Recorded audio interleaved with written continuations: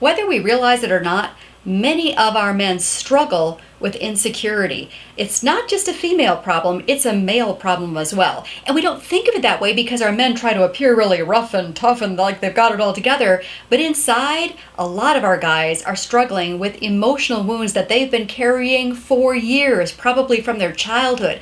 Maybe your husband was bullied on the school playground as a little boy. Maybe your husband's dad, when he was growing up, was very verbally abusive and was always running him down, and he's just had that wound that he's carried forward all of his life, and it's stuck with him. That invisible wound that he doesn't maybe talk about, but it's there. I'm finding out that a lot of men were sexually abused as children. We think that only happens to little girls. No, it happens to a lot of boys too. Whatever the case, what I'm trying to say, a lot of our husbands are carrying deep emotional wounds that are invisible, but they're there nonetheless.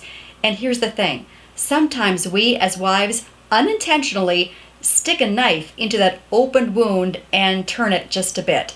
And oh man, we don't intend for this to happen. Sometimes we don't even know that we're doing it, but let's be aware. You know, we're supposed to be our husband's helper. Genesis 2:18, where God says in the Garden of Eden, it's not good for man to be alone. I will create a helper suitable for him. That helper is us, ladies.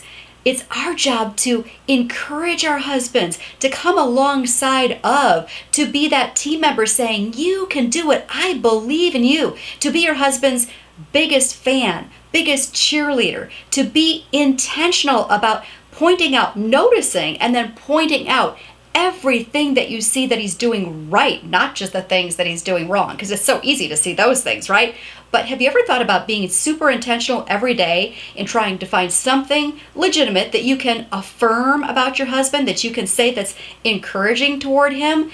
That's exactly what he needs to hear. Trust me, because our men struggle with insecurity just like we do. And again, a lot of them carry deep emotional wounds from childhood. Now, I'm not saying that you should never confront your husband if he's out of line and sinning against you. Of course you need to do that. But even then, can you avoid sticking the knife in the open wound? Can you draw boundaries with your husband and discuss the problem with him in a kind, gentle, compassionate, and humble way instead of shrieking at him and telling him how disappointed you are in him? See the difference?